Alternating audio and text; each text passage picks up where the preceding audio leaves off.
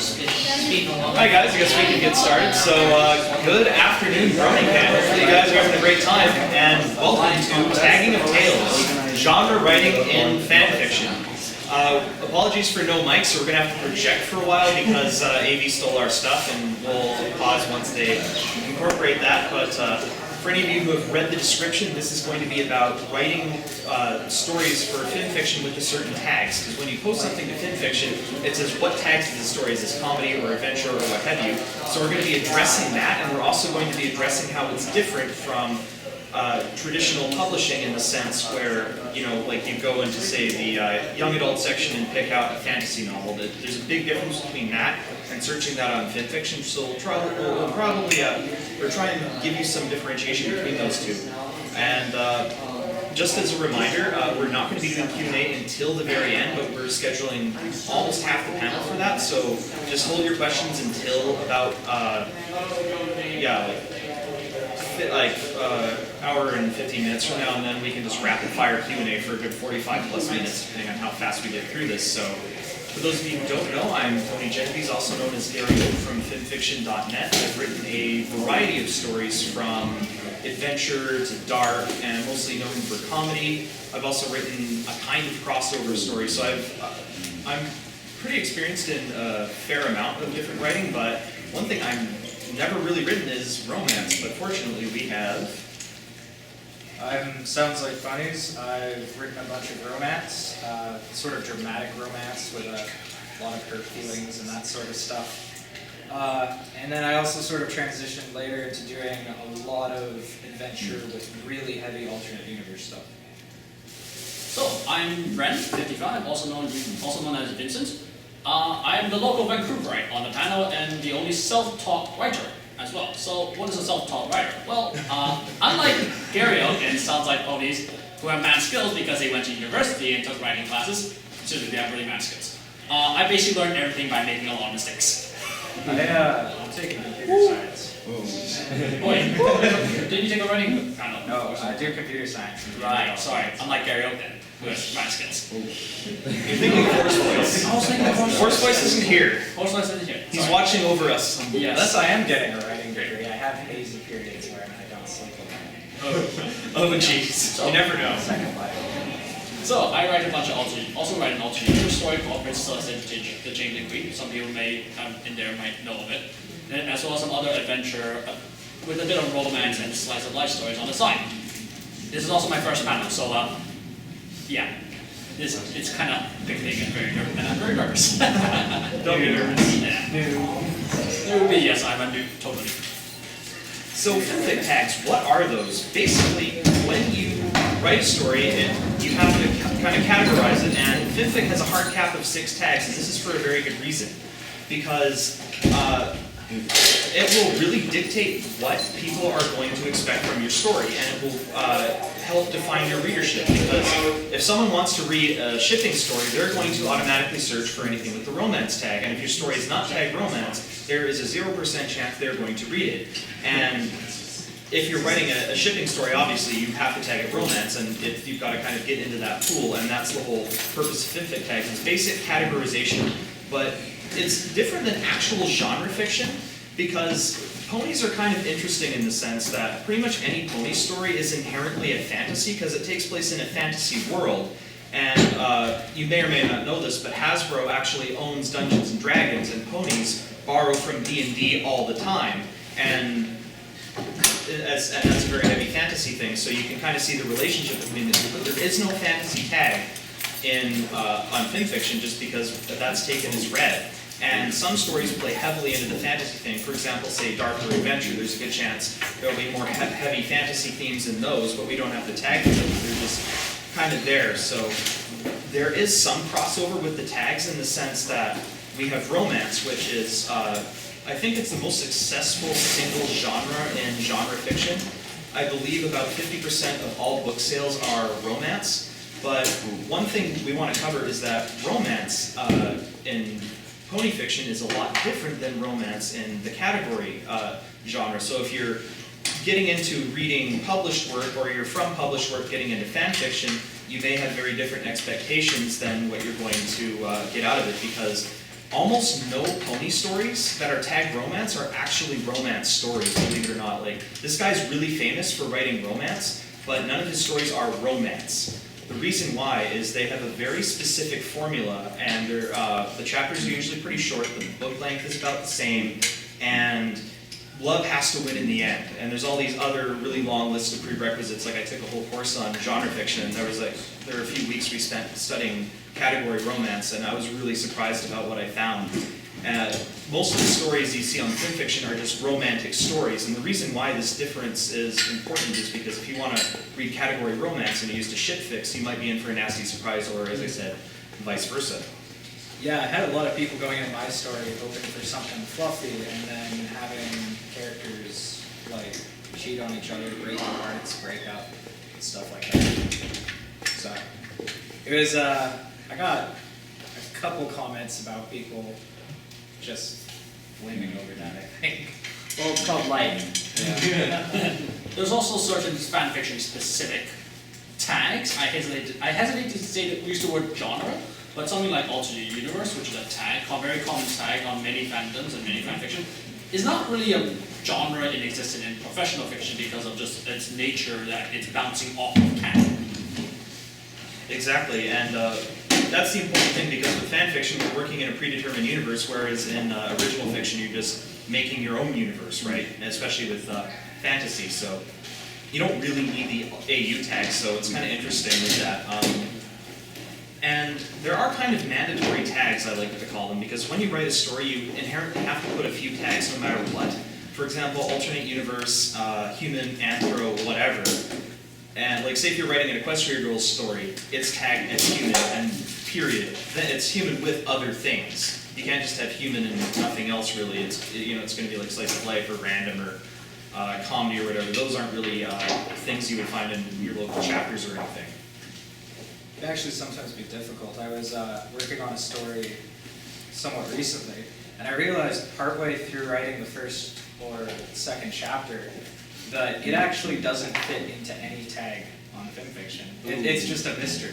But it's not slice of life, it's not adventure, it's not alternate universe, and it just doesn't fall under anything. So I was like, That's actually wrote a tough. story with no tag. Well, you have a story that, well, you could have a story like that, because if you don't go into dark territory, then Yeah. it just wouldn't fall into any particular category. But there's some weird spots because of just what Fimfiction has available as tags, where like genres are broader than they normally would be, and also other genres like don't even exist, kind of like mystery being one of those. I think I actually asked Maggie for a mystery tag. I'm not sure what's happening with that. But yeah. And there is no horror tag, for example, and horror is a very popular genre, like, Stephen King and stuff would be filed under horror, but we don't have any of that, so it would probably fall under dark, and it might fall under sad or tragedy, like, it really depends on that. Tagging your story is pretty difficult, because sometimes it can be. Sometimes it's really clear what it is, like, oh, this is clearly a comedy. What I like to do is just kind of boil the story down to its baser elements, and once you figure out what those baser elements are, you can say, what are the most prevalent ones in this story? What are the ones that like you absolutely have to know, like let the readers know about in order for like to justify tagging it this? Because if a story has some funny moments in it, it's not a comedy. But like, for example, like all the shows, like all the episodes of the show have funny moments, even the darker ones, but not all of them would be tagged comedy if they were turned into fan fiction. So, like, is comedy the main thing that makes your story tick? If so, you put a comedy tag there. It can also have other things. A lot of them would just be tagged simply slice of life, because that's what they are. One of the most common tags is adventure, but there are also many different types of adventure. Like my novel, my fanfiction, Princess Celeste and the Changing Queen. While it is technically an adventure novel, they don't go off to see a new place. It's often taking place within Equestria, and there's a lot of adventure, but it's more like the type of adventure which is more like a political adventure. So the tags within the tags themselves, there's a lot of flexibility to them. It just depends on how you use them in sort of what's the base element of your story. That's very put it so eloquently.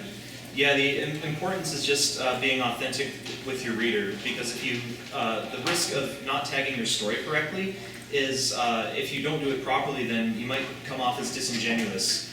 If your story has a really tragic ending or whatever, and you don't tag it tragedy, then you're kind of lying to your reader in the sense, because you want to kind of warn them, like, okay, this is like, you know, it's not like tragedy can be bad. I mean, the most successful play of all time, I believe, is Hamlet, and that's a tragedy. You know, the tragic fall. And you just need to know what you're getting yourself into before you kind of engage yourself with a piece of writing. Like, that's why we have these categories and genres. Like, that's why they exist. It's just so you kind of know what it is on the tin, and you use that in the cover art and the description. You get a good enough idea of what you're in for to say, I might like this, I might not like this, and if I might like this, I'm going to read it. And that's why we categorize things like that. I actually kind of don't. I don't tag tragedy as tragedy. Oh, really? Yeah, because I want them to not see it coming, usually. Like, if it's kind of tragedy where you want things to be up in the air, there's a sort of tragedy where sort of the expectation of the tragedy can actually lend to the story, like with Romeo and Juliet, kind of knowing it's a tragedy adds this sort of atmosphere and weight all throughout the play. But, you know, sometimes you want you want the readers to not see it coming, to pack an extra punch or something. That's true. In fact, one of my recent experiences was when I was concluding one of my major works, and it looked like I was killing off a character, and everybody said, no, he's not killing him off, it's tagged adventure, and I was like, great, because I wasn't actually trying to kill her off. You can kill off characters in adventure. Yes, but it would have been, if I did, that would have been, it would have been quite tragic, but then it kind of gave it away, get tagged, so it was like, oh, great. Well, the thing is, like, it's kind of like my point about comedy. Just because your story has a tragic moment in it doesn't make it a tragedy, with a capital T, so to speak. Like Romeo and Juliet, that has love in it, but that is not a romance. That's a tragedy. So that's the thing. It's, you know, it's based on love. Romance kind of fuels it, but it's not romance. Like the tragic death of those two characters is that's the pinnacle of the story. It's like Hamlet, like everyone dies. Spoiler alert. It's tragic because, you know, Denmark is just completely in ruins after all that, because all of pretty much all high-ups are dead. That's why we live in Canada. Though, that being said, there's quite a few obvious mandatory tags you might have to put in, like anthro, Yes. human. If your story has anthro characters or human characters, you should put them in so that the readers, it's something that the readers should know, so that they have an expectation when they're going in. Because some people don't like human in question, some people don't like anthro, and hence it's an asset to tag those stories before, so that your reader can just say, yeah, I want anthro, so I go and read anthro. If your story is has anthro in it and it doesn't have the anthro tag, I don't even think the Fimfic moderators will approve it for posting. They'll just say, you have to tag this anthro, resubmit it once you have done so. If it ain't Afro, it's Equestria Girls. Yeah. That's human tag. Still Yeah, makes the exactly. same What he was difference. talking about with people expecting things going into your story based off the tags, I think that's sort of the entire idea behind this panel, is that in my experience between following reviews and releases for various media and just responses to my stories and things like that, the hugest factor in how something is received is often the expectations going into it. If people have their expectations set all the way up to the moon, and you deliver something good, but it's not the moon, people will leave hating it. And so, if you don't manage to handle your readers' expectations right, you will wind up attracting readers that didn't want to read your story, basically, which is sort of wastes their time. And I mean, you're also probably not attracting readers who do want to read your story if you're attracting the wrong ones as well. It's just kind of interesting. There's one point I wanted to broach, because a lot of the time, if you you read like a sad fic or a romance fic or a comedy fic or whatever, it's partly based on what you want to kind of fuel your mood with. Like, oh, you want something sad or whatever, because that does provide engagement and stimulation in one way. Or if you're not in a good mood, you want to read a comedy fic to just kind of make yourself feel better, right?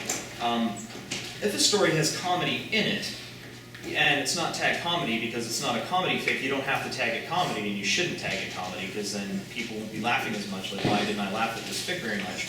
But if it's a sad fic, even if it's not a sad fic, right, it's just a fic with sad moments in it, you still may be more inclined to tag it sad, because sad is more triggering. Like, no one's going to complain, hey, there was this unexpected comedy in your fic and I didn't come here expecting to laugh. No one is going to make that complaint, really, right? But with sad stuff, they might have that reaction. So what are your guys' thoughts on that? Because it seems almost like a double standard when it comes to tagging. Well, it depends on the impact, because what happens when we insert comedy into a story, such as just between characters they have a funny conversation once in a while, and well, that helps. That helps move the characters along, and that helps develop them.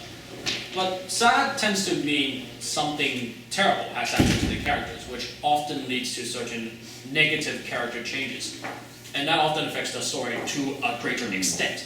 And hence the sad tag becomes, in my opinion, more important because of how it affects the characters. Comedy, you can throw in some comedy, some jokes, just to make the characters lighten up and to lighten the mood of the story, but it won't necessarily affect how the character, the plot is progressing. Sad stuff, you kind of have to set it up a little more. Yeah, but what a slice of life story with a sad tag, or with a sad spin, but not like a sad slice of life before instead of sad tag? Like that's the question. That's when it gets really difficult to tag your story. I wrote a comedy adventure a little while ago that wasn't laugh out loud funny. And it wasn't really meant to be laugh out loud funny. It was just sort of a fun adventure that was a little humorous all the way throughout. Like, it just wasn't supposed to really focus on the comedy. It was supposed to sort of just carry along the plot and have this light, funny feel to it. And I got a lot of comments of people just saying it's not funny, which is sort of like that case where I tagged it comedy and then people weren't laughing out loud at it, so it didn't do too well. But I think one thing that you can do, which I've experienced more in my recent story, which is really sad and tragic, and I didn't tag it with either of those things, is if you properly build your reader's expectations, if you're able to understand who it is that's going to come into your story after looking at its front page, its portfolio, the thing that pulls them into it, if you understand the kind of readers that are going to get pulled in from that, and then you sort of guide their expectations through the story, you can build them to other things, like what you want to do. Another point I kind of want to discuss on that is the whole use of the dark tag, because your fic is tagged dark, I believe, yes? Yeah. The thing is, usually tragedy and sad stuff, that's kind of needed to constitute a dark fic, but your story, it's not like a truly tragic or like a sad story, but it has that elements to make it dark. So since dark is the bigger focus, the bigger engine of your story, you can get away with tagging it just dark and having those sad, tragic moments in it and not have to tag it because it's dark. It's going to go down, and those are the main ways to make something dark. Yeah, exactly. Also, it's literally dark. It's eternal night. Yeah. It's dark. It's all dark. Yeah. Yeah. So you're not exactly being disingenuous by not tagging it that. It's just that you're actually probably doing a good thing because that's not, like, the tragedy is not the engine of your story. Oh, it kind of is. Like, it's constantly tragic. But I didn't want to label it tragedy because... When I say tragedy, it was being more in the traditional sense, like, the Shakespearean tragedy sense. It's not a tragedy, as it were, but it's very tragic. It's a tragic story, not a tragedy with capital T. Like, where I was talking about romance versus, like, regular romance versus romance with a capital R, and how very few pony fics are actually romance with a capital R. Yeah. Because you have to be very specific. Here's an idea of how specific and formulaic writing romance is. Stephen King is considered incredibly prolific because he writes 2,000 words a day. Romance writers write about 10,000 a day. I'm not even kidding. Like, that's their average. Because when it's so formulaic, you can just pour words out because you just fit stuff into a mold. You just have to change what goes into the mold to make it unique, and it's what you put in there and how you say it that differentiates you from all the other romance writers, and it's really competitive because it's the most popular industry by a lot. Like it or not, that's just the truth. There's some things you can get away like tagging, such as I have adventure stories with a lot of slice of life moments in them, but they can't be tagged slice of life because it's adventure. It's adventure. Just a lot of slice of life moments that give you time to rest and sit and actually get to know the characters before they go head off into the next fiery obstacles course, so to speak. Okay, so there's some tags are actually tags actually can be cut. I would also say that tags can be very formulaic and categorical. There also actually there's a lot of flexibility in them. Tags even more so than genre. Yeah. Because again, you can tag a lot of stuff romance, even though it's not romance. Because it's a romantic story, and that's all that you need to constitute tagging something romance. Yeah, but you do need to know where the leeway is and what constitutes a adventure and not a slice of life in that case. Like a lot of adventure stories or epics are going to have a romantic plot in them, but how prevalent and how important is that romantic plot? Because there's there's at least one in Lord of the Rings, right? Well, there's multiple in Lord of the Rings, but you wouldn't tag that as romance if it were a fan fiction, because it's not. It's there, it's present, it helps drive it forward, but it's not. It would be tagged dark adventure. That's what it would be. I find with just sort of the limited tags and how broad some of them are, something I try to do a lot is I try to sort of narrow down what exactly I'm going for with my story in terms of either within the genre or if it's like a specific subset of the genre, like, oh, this isn't fluffy romance, this is a dramatic romance. And I'll try to deliver that in the synopsis or in the first page, just sort of being upfront with it really helps. And where tags fall short, you can make use of your story synopsis and just the introduction of the story itself. Yeah, because all the tags do is put your story on someone's search results. Your cover, your title, and your description, and then your first sentence, that's what actually gets you, the reader, once they've decided, oh, this story looks interesting. And that's what you get and keep them with. A reader who turns away one page in won't be very annoyed, but a reader who gets to chapter 7 and then finds out that the story is something they don't like will be annoyed. So that's why your first sentence is the most important, because you have one sentence to grab people's attention, one page to hold that attention, and one chapter to get them interested in the rest of your story. And from there, you're good once you get a reader past the first chapter. That's a general rule. So that's why the first chapter is the most heavily revised of anything. Though it's interesting enough that sometimes it's better to say less about your story on the in the summary or the first chapter, because that way you can draw your reader in.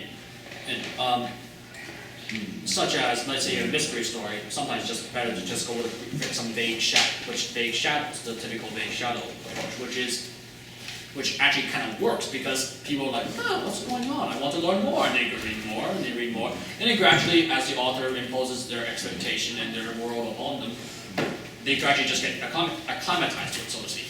Yeah, that depends on what you're writing. Like the opening on what you're writing. Like you need to engage the reader enough and introduce them to what type of story it will be enough that you can just kind of carry on from there. So one thing I wanted to broach here is I like to call it my 2-tag rule. You should never have more than 2 non-mandatory tags on your story, and that's actually a big turnoff for people when they see 5 tags on a story. Because I don't count the mandatory tags as like tags, because if you're writing an Equestria Girl story, it's going to be human, so it's a human plus up to 2 others. And the reason why is, if your story has any type of true focus to it, it will only require 1 or 2 tags at most. And I've never written a story that has more than 2 non-mandatory tags in it. Like a story I wrote was called The Barn, which is the room plus MLP. I'm not at all sorry for writing that, by the way.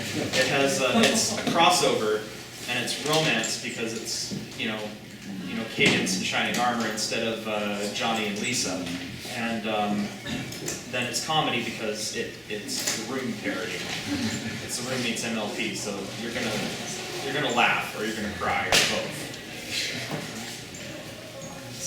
For the most part, the 1 and 2 tag group, it mainly works because how much can you fit in a story? I mean, the stories have to have focus, right? As GaryOak put it. So, Bren, my story, it's dark and it's got tragedy and it's comedy as well because I have Pinkie Pie doing something funny, and it's got some sad moments because I made Fluttershy cry, and there's romance in it because Twilight and this really, Sergeant Brony, my OC, have this. But as you put it, your focus is the comedy of the situation. And what was the dark? Was it the other attack? Something I can't remember. Yeah, dark. The other dark, which is dark, because the room can I remember dark romance. it's a kind of a dark. It's a dark thing. So that's the focus of it. It's not. Does the Pinkie Pie sit laughing run through all the way? Exactly. Does it? No, it doesn't. So those 2 tags fit. Yeah, exactly. If you're having trouble with too many non-mandatory tags, you need to reevaluate your story more and boil it down. That was what my little parody approach there was because I've seen that happen. I've seen stories tagged like dark and comedy. It's like you can have black comedy and you can make that work, but they're usually kind of antitheses of each other. And usually when it's black comedy, it doesn't really deserve the dark tag unless you get like really, really dark humor. I guess kind of like Sin City, because you know that is like, you know, it's full of like blood and all that. It's really exaggerated. So that would be dark comedy. What are your thoughts on the two tag system? I don't know. I mean, I sort of just break rules whenever I feel like it. That's my style of it. That's a good style. Is alternate universe a mandatory tag? Yes. I would say so. Then yeah, I'm mostly stuck to it, I guess.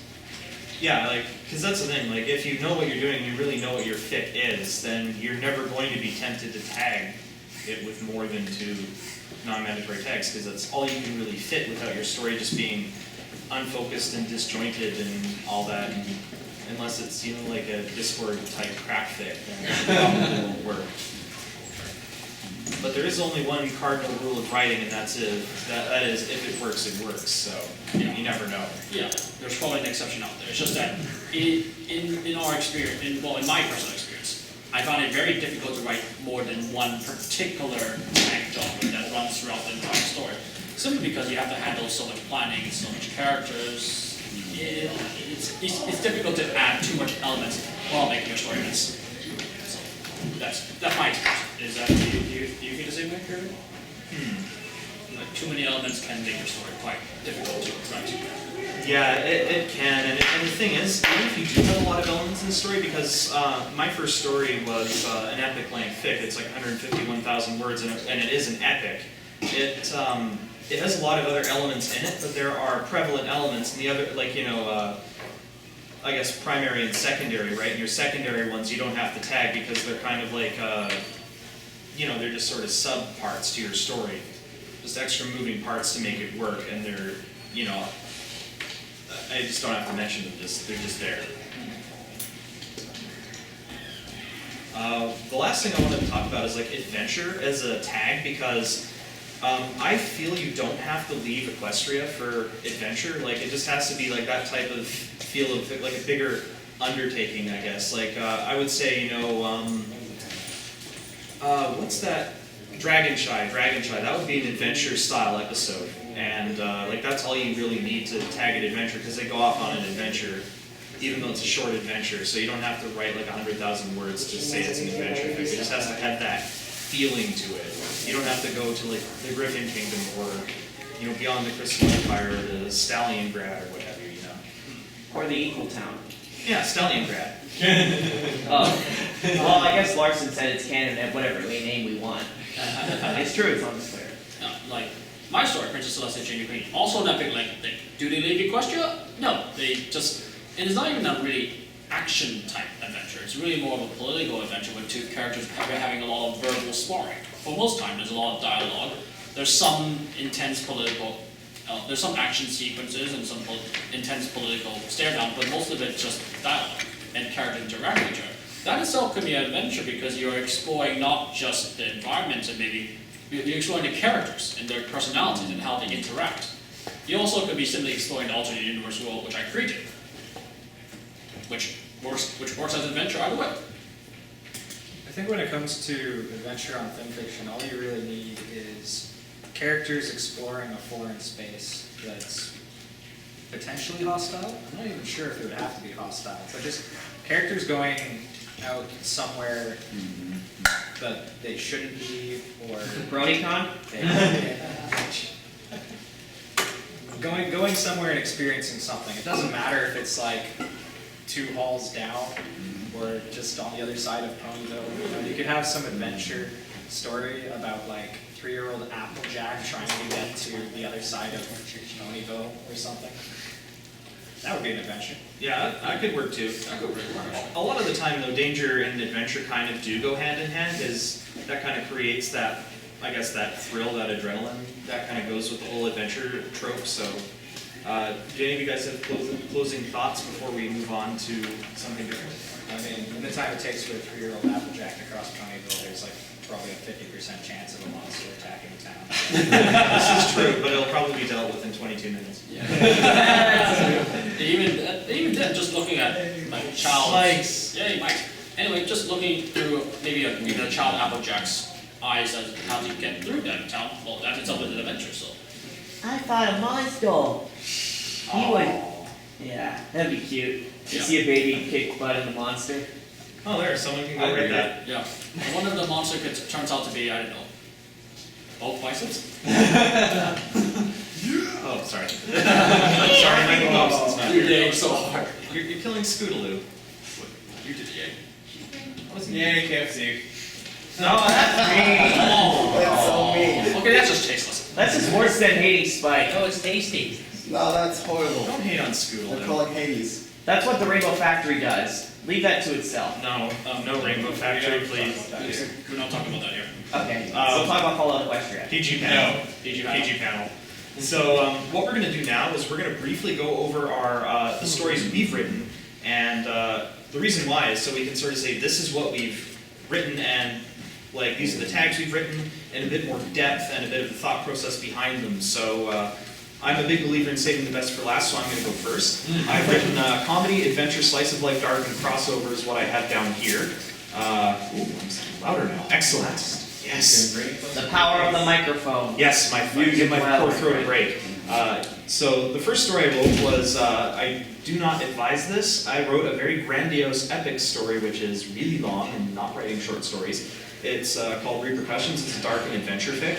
It started out as one small idea. I said, it was actually one sentence. What if X, but with ponies, okay, go. How do I make this work? And it was kind of like the midpoint of the novel. It was probably, if you break it down into a 3-act structure, it was probably the plot point that started Act 2. Actually, yes, it was the end of Act 1 plot point that I thought of first, and then I just sort of reverse engineered it, and then once I got there, then I was like, how do I go from here? I don't really know how the story's going to end except vaguely. Well, okay, and then I just said build up to the Act 2 plot point, and then I just ended the fic.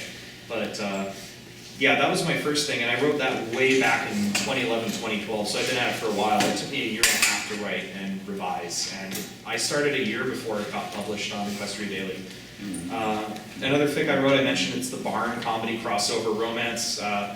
All I thought of that was, hey, let's take the room and MLP and put it together. And I'm not sure if any of you are familiar with Alex Straza, he's got a Nicolas Cage infatuation. He's the Equestria Daily moderator. Yeah. And Fanfic mod. Basically, I went to Alex Straza, I said, hey, at BronyCAN, and I said, hey, should I write a fic called The Barn? He's like, yes. And I was like, okay, I'll write The Barn. That was the inspiration for that, and what I did is I just recast the characters. So I'm like, okay, Shining Armor is Tommy Wiseau, Cadence is Lisa, Big Mac is Mark, Hi Mac, etc., etc. Granny Smith is Claudette, and Twilight Sparkle is Denny. Yes. You sound like you actually watched the whole movie. I had to watch that whole movie 7 times. When I was writing it. My brain was just like, I actually felt like I had lost 20 IQ points for about a week because it melted my brain. The Barn came at a price. Another story I wrote was called Twilight Sparkle's Not So Secret Chipfic Folder, which is a comedy. Some of you may or may not have read it. I wrote it for Everfree Northwest a couple years ago. They have an Iron Offer contest where it's like, here's a prompt, you have 2 hours, go. And Twilight Sparkle's Secret Chipfic Folder had premiered at Everfree, so I was like, hey, everyone's got that. That's on my mind. How do I make a parody of this? So basically what it was Spike is kept up at night by a lot of frantic quill scratching from Twilight. And he's like, what are these? He steals a few fics while she's not looking, reads them. They're really horrible shit fics, and he's like, oh my goodness. And there happens to be a flea market next day, so he steals them all while Twilight's sleeping in because she's been up all night to get revenge for keeping Spike up all the time, and sells them to Ponyville, and then Twilight finds out. Hope Spike's okay. He dies. Reading Elasticity. Another story I wrote was called A Feather in Her Cap, which is Slice of Life. That is basically a lost episode, and the reason why it's like a lost episode is for a creative writing class I wrote a spec script of MLP, which is basically what would function as an actual production script. Like, professional format, 3-act structure, 30-page count, etc., screenwriting terminology, blah, blah, blah. And I was like, all right, I'll adapt this into a fic, and I did. And that's what it was. You know, it's got the basic, okay, there needs to be a lesson here, there needs to be a basic conflict, and it's Scootaloo training for a tournament, she's getting sick, she pushes herself too hard and has to face the consequences, hurts herself a bit, learns a lesson. This was before the Equestria Games preparation episode where Diamond Tiara and Silver Spoon were making fun of her because she couldn't fly. So that's why it wouldn't work as a script anymore, because it's too similar to what the show did. My defense is I was there first. Another story I wrote was called Sundering, which is dark tragedy. If you've seen the season 4 opener where Twilight gets the vision of Nightmare Moon's banishment, The Sundering is basically a thick version of that, except I wrote it about a year to a year and a half before that episode aired. And they're very similar because I just kind of, it's easy to predict kind of how that went down. And the only thing that really sets it apart is I'm like, let's make it kind of this oldie-timey epic feel, so I used very ornate prose. It was my experimentation with that. And I did that for a fiction class a while ago. Yeah, I wrote fanfic for university stuff, okay. And the last story I'm going to talk about is Diamond of Desire, which is not out on Fimfiction yet. It's pending a couple fixes, and then it's going up on Equestria Daily and Finfic at the same time. It is an adventure fic. It's kind of like another lost episode. It's, again, same premise almost as like Feather in Her Cap, where it was like, all right, I need to have a lesson and a conflict, but I have an original villain, I have an original song in there. Don't write original songs, they're hard. They're nasty. And it just uses traditional MLP structure, it's like teaser, Act 1, Act 2, Act 3, Episode 2, Act 1, Act 2, Act 3, resolution, etc. So that's basically what I came up with there. I just had to come up with a teaser and then sort of to get it going and come up with a plot point here, there, and everywhere to just sort of keep the story moving forward. And as such, it moves pretty quickly. It's only 22,000 words for the whole thing. So that's my stuff. Well, my turn. Let's see if the mic's not working. Well, I guess it's my turn then. So I intended to start with my best story and then go to my worst story, but I think I'll do it the other way around because the progression's better. So, my first story I ever wrote on Fanfiction, on MLP Fimfiction, was my Cancelot, Her Creation, Her Archetypes, because I'm a history student, I love history, so I thought history, MLP, Nightmare Moon, possibly had a long conflict with Celestia over the control of Equestria, so I basically set it after Nightmare Moon and Celestia had a long war. That was my initial idea for it, so it was meant to be a historical epic about seven ponies who first built Cancelot. This was before for the season 4 season opener, which basically crushed my canon like a fly. And also before I realized there was another book about that saying that Cancelot had been built, actually by the founders of Equestria, which I managed to figure out a way to adapt that, but then by that point I was running into all sorts of problems. Because what happened was, this fic is probably on permanent hiatus, and it probably will stay on permanent hiatus because I tried to do too many OCs. I used 7 OCs, and while they were all interesting and people loved them, I had difficulty characterizing them because I tried to pick certain stereotypes and run certain, not stereotypes, but certain cliches, readapt them to my own benefit, like the stubborn old mentor, the young inspiring artist, the bitter mayor. So I took those ideas and pulled them together in a fic, which had a very diverse cast, but then it got really so difficult to write because they were interacting in so many different ways that I eventually was forced to abandon it. What I did learn though was don't use too many OCs and plan your story from start to finish, or else you might have problems. Because I didn't plan from start to finish, and I ended up with lots of problems. And then the second fic that I want to talk about, I guess, would be Remembering the Fallen, which is basically think of CSI plus history plus Equestria. Basically, Twilight and her friends discover the body of a dead pony in the middle of a feud, and it turns out to be someone who died in the conflict between Luna and Celestia. Of course, this is also before season 4 opener, so I didn't realize it was a one-day fight. I imagined it would be a longer war. Or so going with that idea, it turned out to a really slice of life sad story because it was mainly about them just doing research and discovering more, trying to come to terms with the fact that, oh my god, they just we didn't know about this because Celestia had decided not to tell anyone for obvious reasons. And so that turned out all right. I completed it, but I've also learned that people don't quite like history story because they often require such a very large setup to do, and they're often very difficult. So, which led to my final story, my latest story. I guess you could call it my latest story, and my most successful story, Princess Celestia and the Changeling Queen, which I'm proud to say has 2,500 upvotes. Yes, so I'm pretty proud. Yeah, that is a lot. And I got it simply because I was browsing on DeviantArt, and I basically had an idea that I didn't think was going to be popular, but I had an idea. It was like, actually, to be honest, first of all, I saw a cover art for, it was a submission for another contest. Basically, it was a Changeling fight Celestia, and I was like, huh. I immediately came up back to it saying that Celestia was a Changeling Queen all along, even though that was it was for a different contest for a Tumblr called The Shapeless Sun. And I didn't know of the Tumblr at the time, but I saw the cover art and said, yes, I like this idea. I'm going to do it and run with it as I wish. So, which came up with this, my most famous alternate universe adventure idea. And it was interesting because after I established the fact that Celestia was a Changeling Queen all along, I immediately started exploring what happened if Twilight found out after the royal wedding. And the love bomb hit Celestia.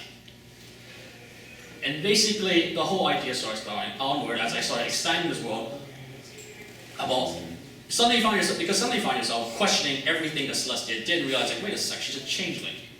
And then that question, I kept feeding my readers answers with those questions about how she would act now that you actually see her in a very different light. And that's basically how the story went, and that's how I completed the story. And yeah. So, Evan, the best. Apparently. The last and the best. Yeah. You know me. We're not worthy. We're not worthy. Oh, sorry. You may rise, though. Thank you.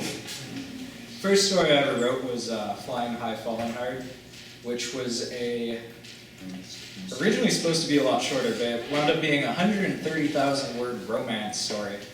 And they actually get together in the first 12,000 or so words. And then they just have this train wreck of a relationship for the other 120,000.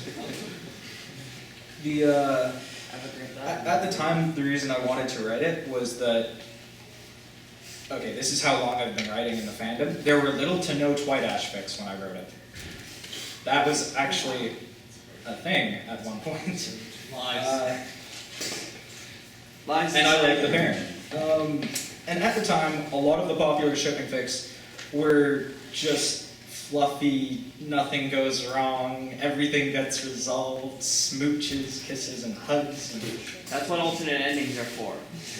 And I wanted people to almost die and have confused feelings and get in arguments. So I wrote up to write a story about that. And I think something that was really guiding it was just both the characters were really confused about how to be in a relationship. They had these feelings and they didn't really know what to do with them, and they did the logical thing, I guess, which was to date, but they didn't have any idea how to actually date with someone. The second story I wrote is called Let's Find You a Date, which was more of a romance comedy, because I figured I should write a comedy Because that's... he can't stop shipping. Yeah. And I was popular at shipping, so I didn't want to stray away from it at first. So I wanted to write a comedy, so I wrote a romance and a comedy. A lot of my readers and followers were from that first romance story, so I kind of wanted them to carry over. I guess I just wanted to write something that was more modern seeming in terms of how the characters date and they go out to bars and there's sexual innuendo. It's sort of that kind of story. It's not mature or anything though. Well, I quite liked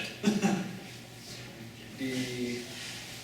From there, I just sort of started, I was like, okay, well, I managed to write 2 stories that were pretty popular, but I want to see if I can just like go completely off-grid and do something absurd, and I wrote a first-person biblical prose, present tense creationism story about basically Celestial waking up on this completely barren planet and creating everything from scratch. And it starts there. It starts with the first chapter is about her walking and learning and sort of waking up like as a newborn.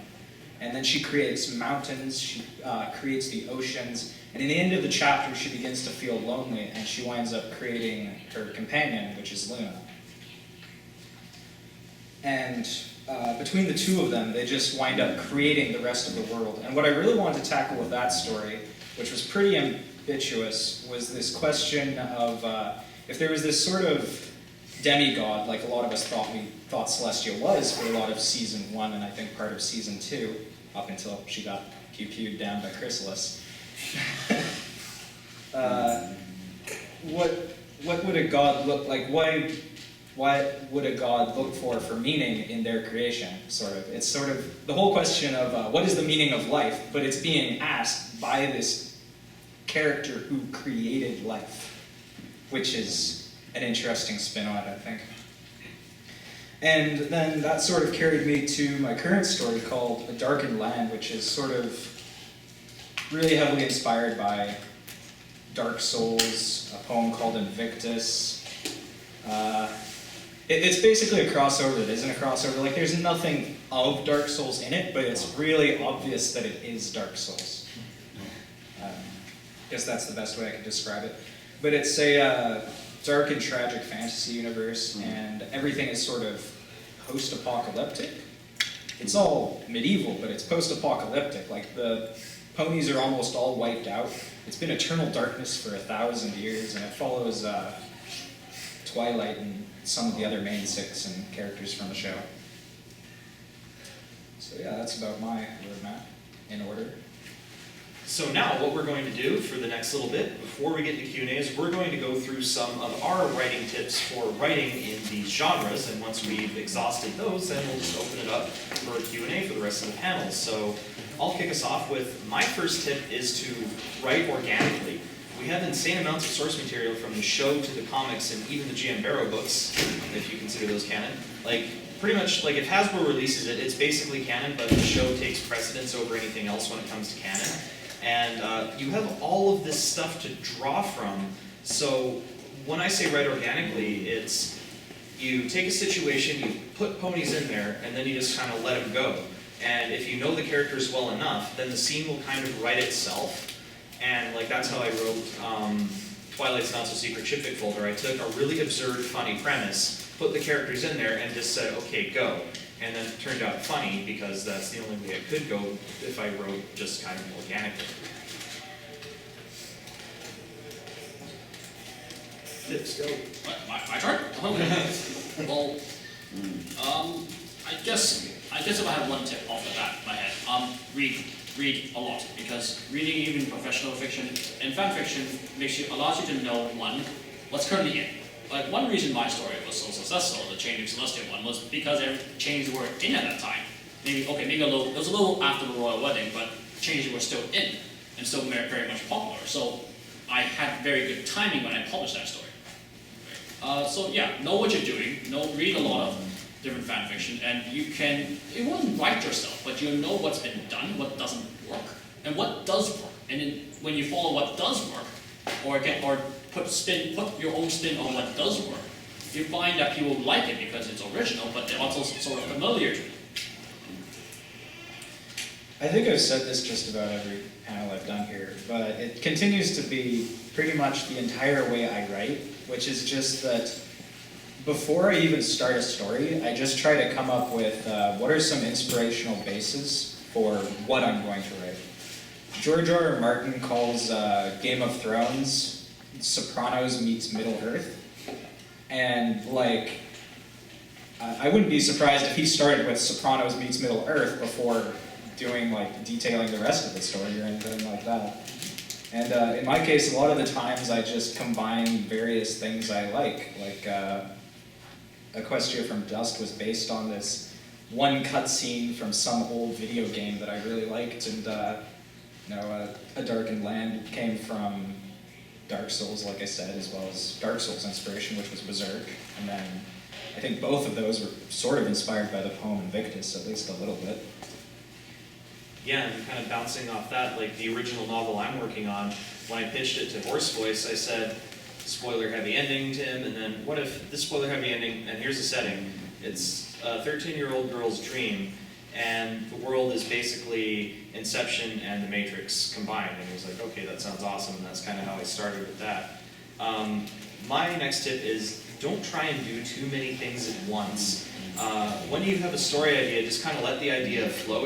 Like sometimes it's obvious, this will obviously be comedy, this will obviously be dark, but sometimes as you're exploring the idea and writing it down, like actually writing the whole story, not just a draft of the story itself, it might take a different direction, and if it's starting to do that, kind of let it go there.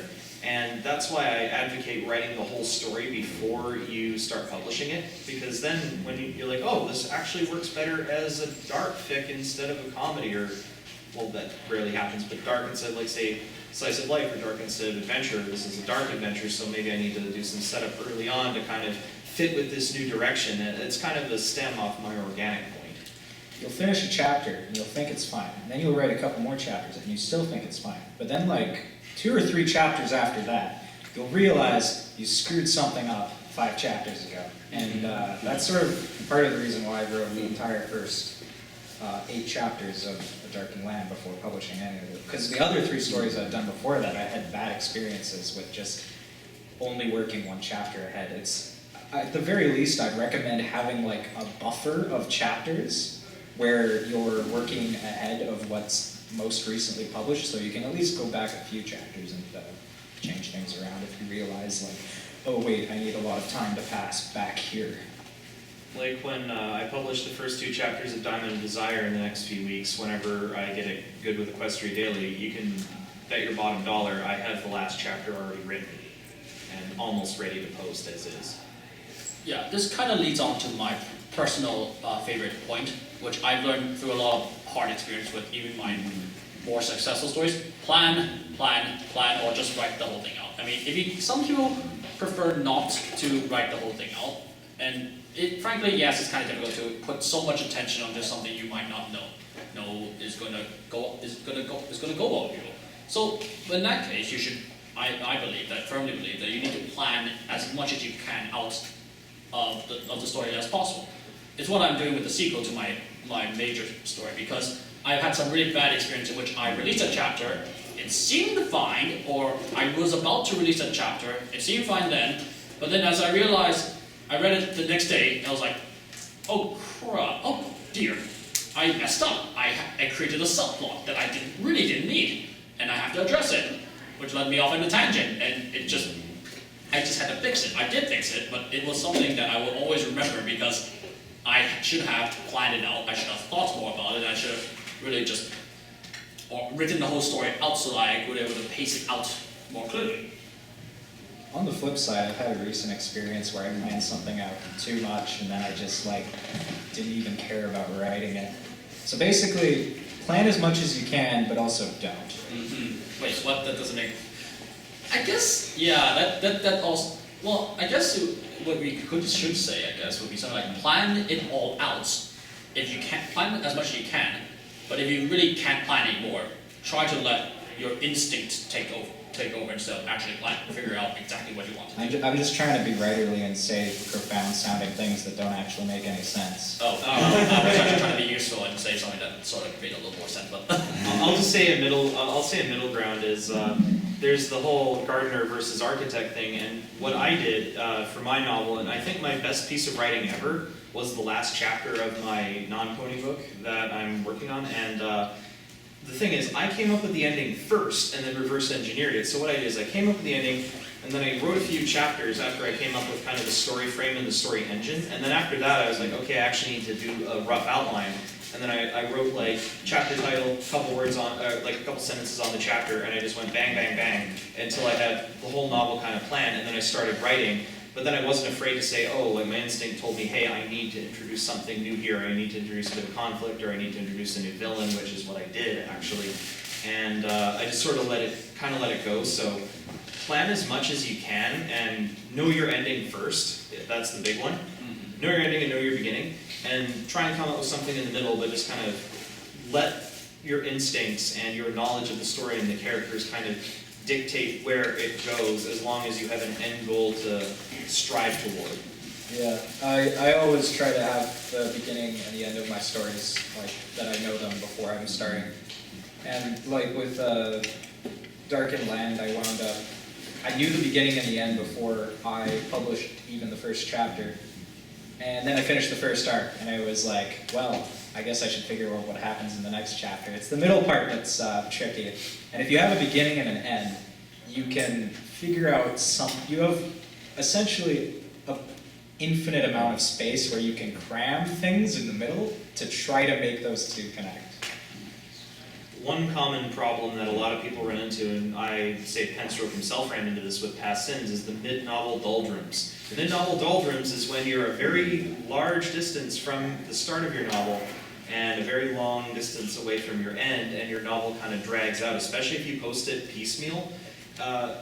You're kind of struggling and floundering a little bit, trying to just keep it on track, and you might have a lot of really plotting, dragging chapters in the middle of your book, and that's when you need something to spice it up, and that's when you need a bit more structuring and a bit more like a clear idea of your ending, and that's when you really need to get the organic approach and keep things succinct in that manner, where if your scene does not advance the story, it doesn't need to exist, and that's why I like writing the whole thing out and saying, do I really need this? Do I really need that? And does it advance the plot? No? Gone. And that's how you whittle work down in the traditional publishing world. I think, yeah. I said I am doing computer science, and I like to call it recursion, which is where pretty much you get your whole story, you have a beginning and an end. And then you go down into other parts of your stories and you say like, okay, and then there's the beginning and end of the first arc, and then there's the beginning and end of the second arc, the beginning and end of the third arc, and then you start planning out beginning and end of first chapter, second chapter, etc., etc. And it's just sort of a really good idea to look at your story in a broad view and then sort of branch your way down into more and more detail as you plot. That's particularly a good thing when you're doing the architect, or as laymen call it, planarity you can approach, because some things, especially when you're talking about grandiose epics and things, or like maybe very complicated, even romance, very complicated adventure, or even romance stories, frankly, some things need to happen before another event happens. So planning out the let's say Cadence and Crystals are being shipped together in the story. What needs to happen? Well, they have to have a chapter that addresses what happens after the royal wedding. But they also need some time to get to know each other. And they also need time to get over the fact that, well, Crystals can attack Cadence. And also the Shining Armor has to be dealt with. So these things have to happen. And that's how when you figure out the answers to these questions, you can insert them into your story as chapters, essentially. Like, this chapter addresses ... That chapter addresses this problem, and it builds up gradually from there, until you have, let's say, a romance story. That's kind of similar to my approach with chapters, is I just sort of say, what goal do I want to accomplish in this chapter? And then I write as much as I need to until that goal is accomplished, and then, okay, good, next chapter. And then I worry about chapter length and structure and all that later when I revise the thing and say, okay, is this really a good chapter or whatever? My next point is contrast, and this is kind of like a general writing principle in itself, where if you're writing a dark fic, you need lighter moments to enhance the dark moments. If you're writing comedy, you need some moments to sort of, let people take a breather from crazy comedy moment to crazy comedy moment, because if you do the same thing, pedal to the metal the entire time, unless it's a really short fic, you're just going to inoculate your reader, and by the time you get to the scenes that really have to hit hard, if you have nothing else to contrast it with, its impact will be greatly lessened, and your story will be a lot less successful than you otherwise anticipated, even if that piece of writing that's supposed to really hit the reader is fantastically written. I actually really, really like, speaking of contrast, I just really like sad comedy, because I feel like that's one of the genres where you can bring it out the most. Yep. And there's like, there aren't a whole lot of fics of it, but there is like 500 Days of Summer and 50/50. We're both pretty good in that sense, where it has a character dying of cancer, but also his best friend is Seth Rogen, so, stuff like that. You also have to consider that some characters act as a very good contrast to each other. If you look at the show, just the main 6 characters, there are very interesting contrasts of each other because they're all very different. But that's what makes them work, and that's what makes their group so unique because they're all so very different, yet they're all very good friends. And so in the story, when you're designing characters and how they interact with each other, you find that contrast is often a very good thing when it comes to looking at the character interaction because they're all different. They don't just bond because we like the same thing, then you get like twins, and that's very boring. And contrast is often much more interesting when you have characters interacting with each other. That being said, it can be difficult, but it's more interesting. Well, that's the thing with like the organic writing I was talking about. If you know the characters well and you plug them into a scene, the reason why that works so well is the quickest way, like the easiest way to make good comedy is to do the odd couple pairing, which is you have, and with the ponies, they're so different that any scene, if you have different ponies in them, they'll either complement or conflict with each other depending on what the situation is and what the ponies are, and that can create, that's a good odd couple. Like, say there's a fashion show going on and Rarity needs Rainbow Dash for something fashion related. That's going to be a clash there. And then same with anything athletic. If you put that pair in anything athletic, suddenly there's a different personality clash because Rarity isn't the most athletic and Rainbow doesn't like girly fashion stuff. So there you go. That's pretty obvious odd couple there. Yeah, I think it's something to consider when picking your ideas in your cast, because like when I was writing romance stories, I was thinking, no one's done Applejack and Fluttershy, and I tried really hard to think of how to do that, and I just couldn't, and I sort of wrote it off as impossible. That's the thing, as Brent said, sometimes they just get along too well, and if they get along too well, then there's no conflict, and when there's no conflict, you have no story, so you really need to make sure there is a conflict somewhere. If it's that's more of like a slice of life type thing, where it's the characters against the characters in a situation, as opposed to a more adventure when the situation happens to the characters. Star Wars is stuff happening to people, right? So. Well, you have to. Characters interacting with each other, and the fact that they're different is basically what people like to look at. I mean, it's not. You don't have to say that. It's the same with adventure and slice of life, frankly. I mean, in adventure, Luke and Leia they're quite different characters. But yeah, we like looking how they interact with each other because they're quite different. Luke is like the young lady, a little more adventurous and a bit hot-headed. Leia is far more reserved, but also in a sense wiser. And then thus it makes it very interesting that they're twins. Supposedly they're very similar, but they're not. They're actually very different. And we like having these two different characters work together. That's why the Han and Leia romance works so well, because they're the odd couple right there. They're almost the antithesis of each other in a lot of situations. They do have some common ground that they bond over, but they do have differences as well. Yeah, I mean the contrast serves to highlight the differences, but it also does help to have a few similarities in there just to make it not completely clashing, because you can do it, but generally you don't have personalities that are so opposite that they're just opposite in every single regard. There is usually some common ground between characters and people in general.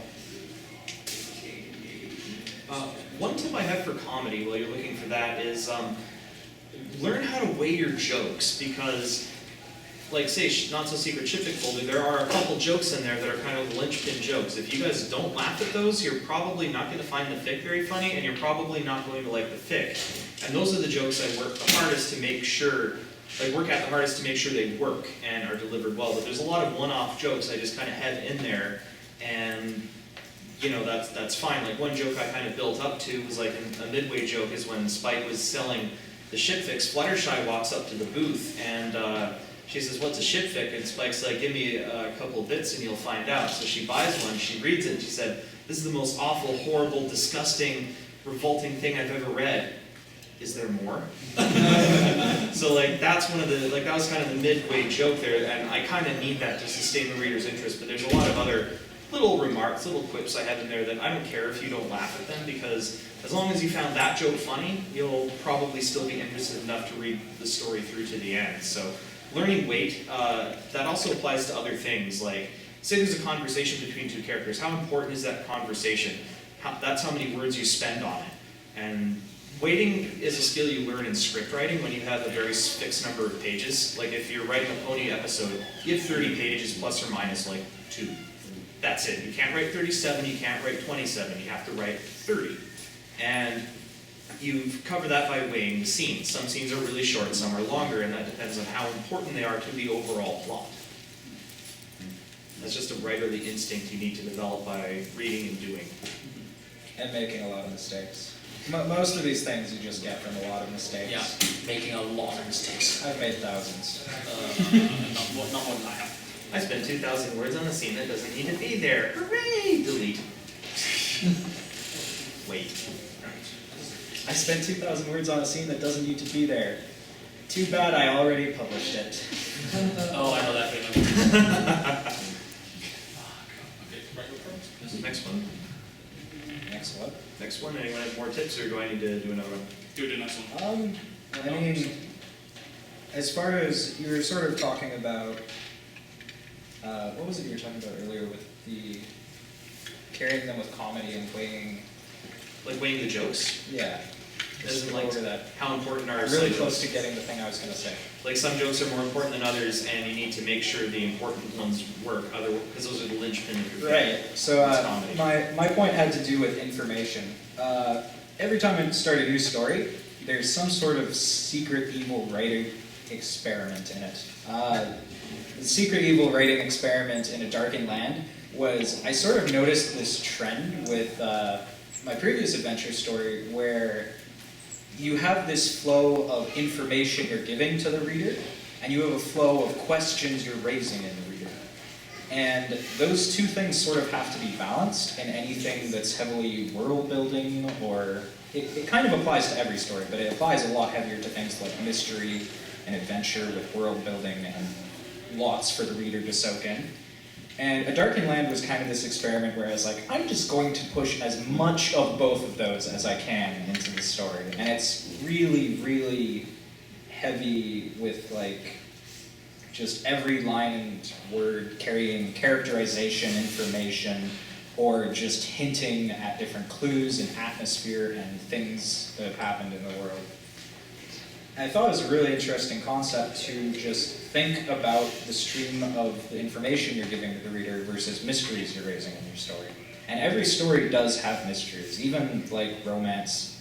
Does he like me or does he not like me? And maybe the reader doesn't even know.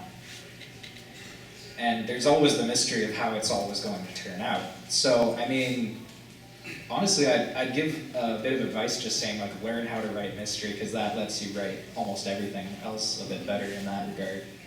I'm honestly really scared of writing mystery because you have to plan so much out for mystery. It's like writing category mystery is just mind-boggling. I don't know how people do it. Like one of my professors does that, and she just makes like a little nest of like pillows on the floor, and has all these different colored cards about yay big, and she writes things down. It's like each color's for a different scene or a different character, and she kind of writes these little things down and just makes this massive collage of them to kind of plan stuff out. Like you need to do that sort of crazy stuff with mystery. And I'm not sure if I'm enough of an architect style writer to pull it off myself.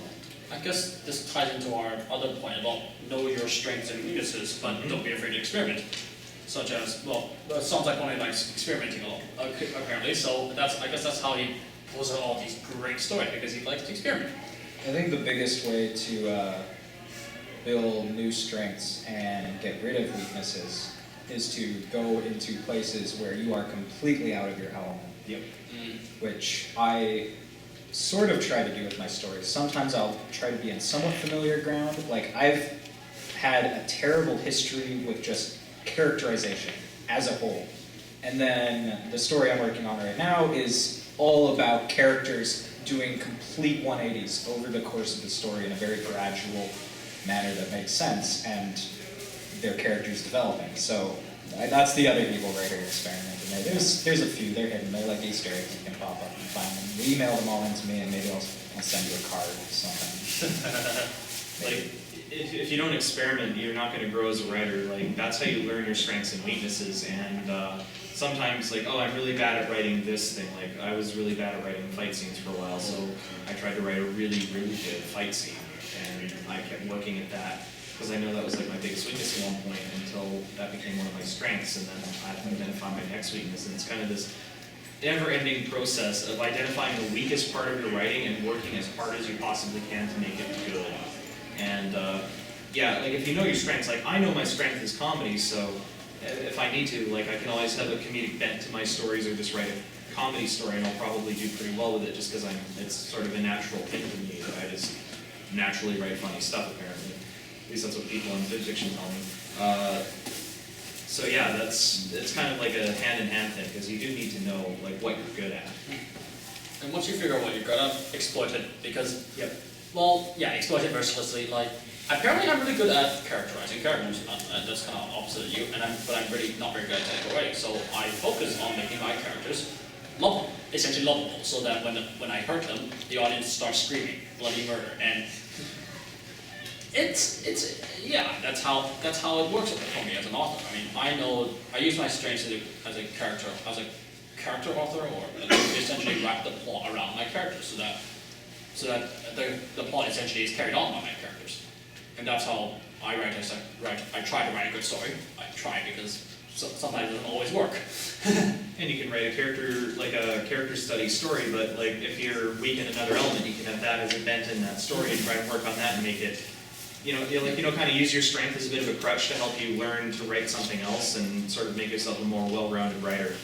The other thing I want to say is write with purpose. Don't write something dark just for the sake of making it dark.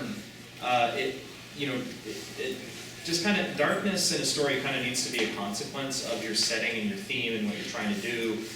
Not just like, oh, I want to make a dark fic. How do I make a dark fic? Like I say that's the wrong approach. Oftentimes. Yeah. Well, you have to write what you like, and if you don't like, if you're really writing a dark fic because I have to write a dark fic, then that's just not the right attitude to take. If you don't write stories in Fimfiction to get popular. Just remember that, because you will not get popular with your first story. That's a guarantee. Well, or it's really difficult to do so. Extremely difficult to do so. So don't write because you want to do something, write because you like doing it. And if you keep that lesson to you, you find that the tribulations and the trials you get put through as a Fimfiction author, especially when the comments start pouring in, they're just easier to deal with because you're doing this because you like it. And maybe what you like turned out to be not so good, but at a time you liked it and you enjoyed yourself.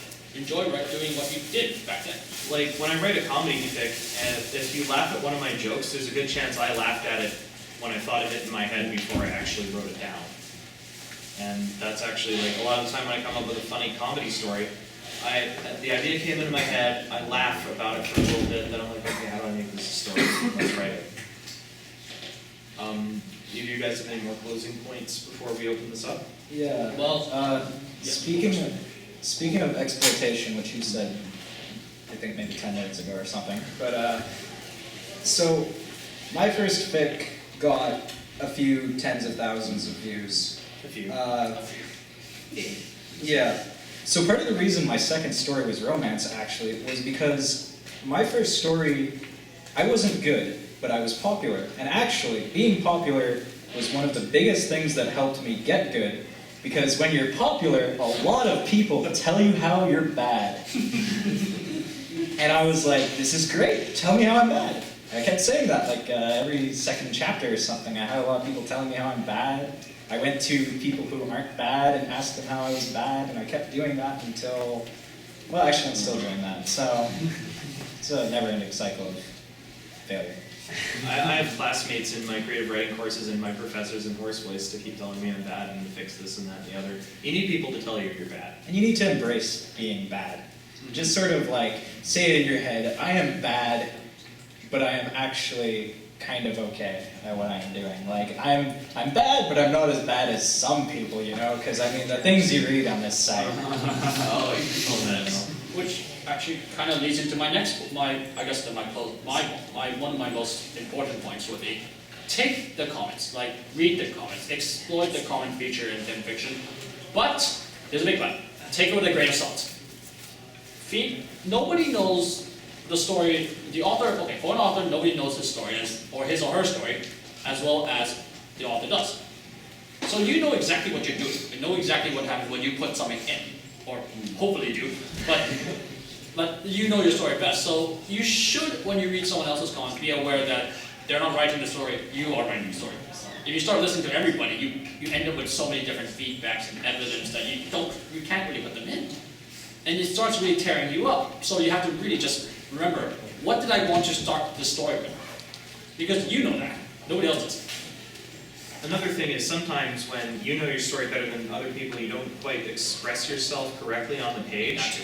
And that's the if it works mantra, where if people don't understand what you're saying and these comments, you sort of say, okay, why are they not understanding it? Is it because, oh, you came to this conclusion, but really it does get properly explained in a few more chapters, or oh wait, I did screw up, and that's when you really have to analyze it. That's about 99% of those thousands of failures were generally my inability to communicate an idea. And I want to really encourage people to try to reach for things where you are not directly communicating an idea, because an indirectly communicated idea is so much more powerful than a directly communicated one. You know, show, don't tell. Don't have characters enter a room and be like, I am angry, and just state their emotions. And don't have characters obviously glowering at other characters. Put in just like, have them say terse dialogue that's short and quick, maybe like they want to get away from the other person, and just work at being able to present things in a subtler and subtler way, and just work in and need subtext into your writing. And it's hard because a lot of it will be lost because you don't know how to do it, but the only way to learn is by doing it.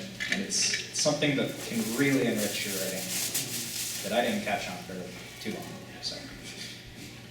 So that's all the tips from myself. Do any of you guys have more tips before we go to Q&A?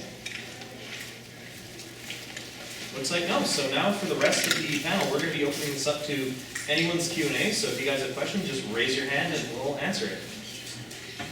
How do you guys feel about people doing dramatic readings on YouTube or SoundCloud of your fan fictions? Like, are you flattered by that? Offended? Like, I just like to know how authors feel about it as someone who's looking into doing dramatic readings of. Oh my God! Someone did a dramatic reading of my story. Yes! That's how I react. Yeah. So you said everyone has weaknesses and strengths in writing. What if your strength is having everything planned out, but your weakness itself is writing? Read style guides. Read a lot of style guides. Read published work.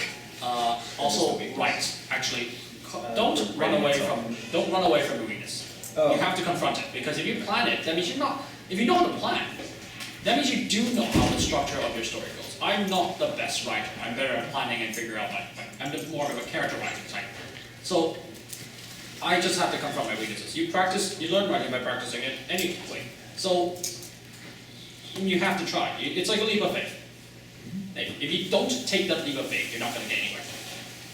Yeah. So, like Indiana Jones in the Temple of the and the Last Crusade.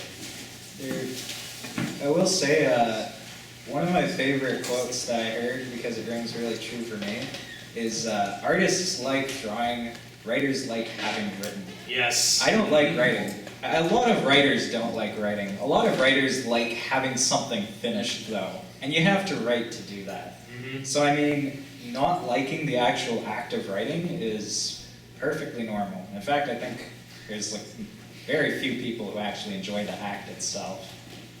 It's a discipline. You have to show up for work every day, and that's when you really get into a mood. Like when I wrote my non-Tony book, first draft, I basically said one day, all right, I'm writing 1,500 words a day minimum until this is done.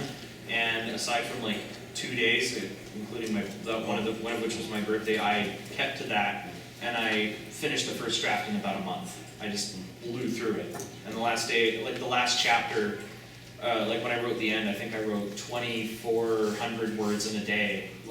So I wrote the last chapter in like 3 days. I just, because I was in that, like I was in that flow, and that's the important thing. And if you're talking about technical writing as your weakness, there's stuff like, elements of style, Eat, Shoots, and Leaves, Stephen King's On Writing, what was that one you recommended? Best of Sentences, Worst of Sentences. Those are all fantastic books. And one thing I did is, like, I wasn't sure how to use a comma too well at one point. And I read all the elements of style on how to use commas, and then I just focused on those as I wrote my sentences. Okay, is this right? And then I referred to it until it became second nature. Now I don't have to worry about commas when I write sentences. I know where to put them, and that's not a problem. I know how to use a semicolon because I practiced using semicolons. Now I'm good at technical writing. As you guys were talking about your own different weaknesses and strengths, have you ever thought of, say, working on a piece together? Say, he's good at fleshing out the character, he's giving them all those traits, and you coming up with lines that say he seems to be good at setting the story and creating a very good atmosphere or mood, whether it's like one of those tragic or just Dark Souls-esque things. Have you ever thought of, say, combining work with different writers, or is it something that you always have to do it solo? Or because a lot of artists do things like where, I'll do the beginning sketch, I'll do the line work, I'll do the coloring. Can I answer that? Because I actually done a collab. Yeah, go ahead. Well, a collab, you said the collab, yes, you could do that. I mean, it often helps when you have multiple people working on the same thing together, because they often offer different opinions, and they're better at doing so. So it's the same like if you have a good pre-reader. Okay, so if you have a good pre-reader who reads for your plot, for your story's plot, and basically points out anything you're doing really stupid in your story, that's a situation I'm in. Also known as substantive editing. Yes, substantive editing. Then you can figure out what you're going wrong without because you might read over something. Yeah, this should be fine. He goes over like, wait, no, this is why it doesn't work. This character doesn't act this way. I'm like, oh wait, you're right. So that's if you combine with other, yes. So you should. So we do combine with other people, even if just pre-read. But and in the collab. In the collab, you can also help bounce ideas off each other because everybody has a different way of looking at things. It doesn't necessarily have to be they're better at one thing than someone else is, but as long as you have someone else to talk to, that helps immensely in the quality of the story. So actually, yeah, that's the second advice. Get a pre-reader. Please, new authors, just get a pre-reader. So you're a friend, I don't care. Get a pre-reader. Get an editor. Get an editor, yeah. Yeah, you have your pre-readers and your editors. Usually you have like the one editor to like copy edit, and this is after you've drafted your story a few times and have gone through your pre-readers. And you need to learn the distinction between the two. But for me, for collaboration, this is why it's nice to have more than one panelist up here, is because I'm not a fan of more than one person working on the same story, because if there's two people working on the same story as in like writing the thing, as opposed to the writer and then the editors. Like there's a very distinct boundary between the two. The editors fix up what's there, they don't write stuff for you. And you kind of lose your voice and your individuality with your story when you do that. But that said, one interesting group on Fimfiction that I want to plug is Price of Loyalty. The reason why is that there are tons of authors and like one editor mainly who work on that universe, and it's like sometimes they'll even write chapters or parts of chapters with their own fics, and they will do that collaboration stuff, but they have written like all these epic novel-length stories and they all tie in together, and these are multiple authors working on that, but it's the same overall world, and it's quite mind-blowing like how much stuff they've written and how many people are working on the same project, and they keep it coherent because they have a very tight-knit group with that, so it can definitely be done. It really depends just on what the idea is and how you as an author work with other people, especially when it comes to writing your own work. Because like, when it's my novel, it's my novel, and I'm kind of selfish when it comes to that. So I only like to work with editors and proofreaders. Yeah, I'm kind of in the same boat as Gary, except it's more that I really, really want to collaborate with someone, but I'd be extremely picky about it. Like, I would have to come across someone who was basically like my twin brother separated at birth. Yeah, a second me from an alternate dimension. A cloning machine, maybe I could just open up a sweatshop and skip that writing stuff I was talking about before. Exactly. Hey, other Gary, write this for me. Okay. Hey guys, I've written a story. No. When do we get paid? Paid? You get paid in friendship. Do you have any tips on overcoming writer's block? Could you say a little louder so that everybody Do you guys have any tips of dealing with writer's block? Writer's block. There's a few methods for that. One, quit while you're ahead. Like, while you've got a really good flow going, that's when you quit. Like, quit in the middle of a sentence, quit in the middle of a chapter. Even though you know how you can easily go from where you are now to the end of the chapter, just quit there and then come back the next day and you'll get back into that flow a lot quicker. The biggest thing that really sucks is you quit at the very end of the chapter and the next day you're staring at a blank page for a new chapter and you're like, it's so intimidating. The worst thing ever is a blank page. That really sucks. Another is to set a strict word count every day. I'm not allowed to do anything until I've written 1,000 words or 1,500 words. Like, that's what Stephen King does. For him, it's 2,000. For the average writer, it's like a professional writer, it's 1,000. And just keep going until you meet that goal. It doesn't matter how good the words are, how bad the words are. That. Another thing is turn off your inner editor. It's really hard to do that, especially when you're a really good technical writer like myself. Like, I really know grammar and stuff, and I really know what's a good sentence. So it's like, when I write a sentence, oh, this sentence sucks, but you gotta write all these like really crappy sentences, and even if they're all crappy, you just write them anyway and you can fix them up later. It's like, as long as the idea is on the page, that's good. Like this is a 4-page panel, or almost 3 and a bit page panel draft for our outline. You guys would have really cringed if you saw the very first draft of it. It was a mess. It was horrible. So I just said, all right, delete, rewrite. Here we go, guys. This is what we're gonna work with for the panel. Okay, nice. Drafting is huge. Drafting is the difference between the Star Wars prequels and the sequels. Now that's almost exactly it. Like the 4 through 6 were actually like rigorously drafted and tested, and then 1 through 3, I guess Lucas got surrounded by yes men, and that was what happened. That's another part of it, the whole get an editor thing. Lucas didn't have anyone brave enough to stand up for him. Like, one of the most famous Star Wars moments was, I love you, I know. Lucas was like, no, don't do that, you can't do that, this is not what's in the script. And then the director's like, no, Lucas, you're not smart. Like, Harrison has it right. And Harrison's like, yeah, this is how we do it. You can write that stuff, but you can't say it. I'll do my own thing, and now it's one of the most iconic moments because people said no to George Lucas, and now you can't do that anymore. And there's now you have Jar Jar Binks. There's the recent controversy or whatever over How to Kill a Mockingbird, and it went through a massive number of drafts. Like, I don't even remember the number, but it was one of the most heavily drafted famous novels there is. And they were publishing, someone got a hold and wanted to publish like an earlier version. There was a big outcry about it sort of, I guess in a way, spearing the legacy, but it's valuable to look at in a way, but it really isn't anywhere near as good as the finished product. And How to Kill a Mockingbird is a really, really famous novel. And I mean, being able to see where it came from to where it went, just through drafts, is pretty amazing.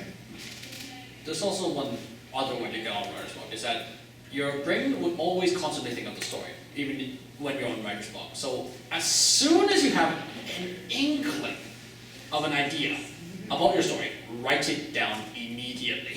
Because you never know when it might just get you out of that writer's block. So you might be stuck on a chapter saying, I have no idea what this writer is. And then you might be walking around saying, wait a second, I can use that. Write it down. Because if you write it down, then you can immediately, when you get back home, you can set it in front and say, okay, I can put this in my chapter, I can use it to continue, I can bounce this off this idea into my story. And that's another way you can get a writer's block, because you keep thinking of your story, well, you're gonna get ideas about it, just at really weird times. There are a few more notions on this. One of them is do non-writing tasks, like, even if they're like menial tasks, like Amy Keating Rogers gets a lot of her ideas while she's driving and stuff like that, or walking or what have you. And another is like sometimes listening to music or doing whatever it takes to get you in your creative mood, like, if it's like getting a specific snack or making tea or what have you, that can, whatever it takes to help. And like, one time I just heard this song and I got this idea to add a whole new dimension to my first story, because I was in a huge rut with repercussions at the time. This is a long, long time ago, my first story, and I listened to this song called Resigned to Surrender by Epica. I'm not sure if any of you have heard of that. but it had this one line in it, which is, "None are more hopelessly enslaved than those who falsely believe that they are free." And that actually became one of the taglines in the story that I used the rule of 3 with that. I said, okay, the character says it once when you think he's a good guy, and he says it again when he's a bad guy, and then at the very end, another character says it after like his defeat. And so it kind of, like that whole little thing there, like I got a lot of inspiration from that, and I was like walking at 2 in the morning in the dark, listening to that song on my iPod really loudly, and I just had that. And that helped reinvigorate me to finish the damn thing, and I'm glad I did. So, I don't think I actually addressed the question of mine. I was just talking about something you guys said. But yeah, writer's block. I struggle with that a lot. Before I talk about writer's block, just as far as writing things down, I have a weird superstition about if you write things down, they're in stone. Your keyboard has a delete key, but I don't use that anymore. When an idea is written down, it's kind of like you've visually seen it, and I sort of tend to let ideas float in my head, and the good ones stay, is the idea. I don't know if it's true, but it's something I think worth thinking about. You really want to sit on ideas and let them gestate and sort of come up with more of them, or maybe see if like, there's some problems with this, maybe this isn't something I really want to do. There's other ideas that should take priority over this, because this, actually when I think about it, isn't as good as these other things I could be doing. yeah, like whenever I write stuff down, if I do write stuff down at all, I try and write it very vague and open-ended so I can kind of just expand off whatever I have there. And a lot of writers will say, write everything down possible, and then people like Stephen King will say the notepad is where you immortalize bad ideas, because if it's worth remembering, it'll stay in your head. So at the end of the day, no one cares about your writing process. No one at all cares. All they care about is what they see on the page. And how you get there doesn't matter. What you need to do is experiment with different writing processes and figure out the one that works best for you, and then stick to that. And if you're getting in a rut with that, maybe change it up a bit. And that's the real key here, is there's no tried and true like magic bullet way to write very effectively and quickly. But yeah, back to the actual question. Eliminate distractions. I think that's just a very pointed point. Oh yeah, I alt-tab to things I shouldn't be doing all the time. You're guilty. But yeah, my method for stopping writer's block is pretty simple. It's just a 2-step process. And if I'm staring at a blank page and I can't write or whatever, usually it's just like words aren't willing to form sentences in my head. It's not a matter of not knowing where the story should be going. Sometimes it is, but usually it's just like words won't form in my head. And I go read something real quick, like 2 to 3 pages. It can be something I've read like 5 times. It doesn't matter. I just need to read sentences, and reading sentences will get me forming sentences. And another version of that is to do something like jotting down notes about the chapter rather than doing actual writing. Don't get carried away on that, mind you, but and spend like 30 minutes writing notes and be like, there, I was writing, because it doesn't care. But yeah, just writing in note form gets, so I guess there are 2 different sides of the coin. Writing in note form gets you working and thinking on the story and plot and how things are going to progress if you're having trouble with that. Whereas reading is good if words are jumbled in your head and you just can't form sentences. Nope, note form is good. That's what this is in. To close the point on this before we go into the next question, there was a panel at BronyCAN called The Fic Goes Ever Ever On, done by Applejinx, which is a really fascinating hour-long lecture about how to overcome writer's block and all that. So if our answers are insufficient or you want to have more on the topic, you should look that up on YouTube. It should be up by now. So there's a whole hour more of content on that one topic alone. So does anyone else have more questions for us? There's one back. Yeah. Do you guys ever dream of your stories? Or dream of, like, and maybe you have like a eureka moment when you're sleeping? I think on them as I'm going to sleep. That's something I do a lot. It's like, That's it. well, I'm lying still playing this game where I wait for sleep to take me, but it's not for some reason, so I might as well think about my story and see if it's going where I want it to. Same here. I basically think I spent a long time thinking about my story just before I was going to sleep because I just couldn't go to sleep.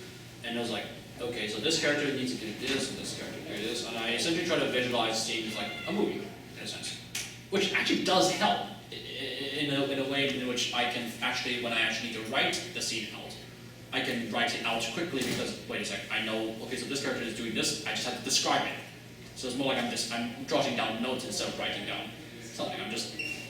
But it can be, now, I wouldn't say I was ever inspired by like a sudden dream, but yeah, as I explained earlier, I did get a eureka moment when I saw the cover art of my later to be famous story.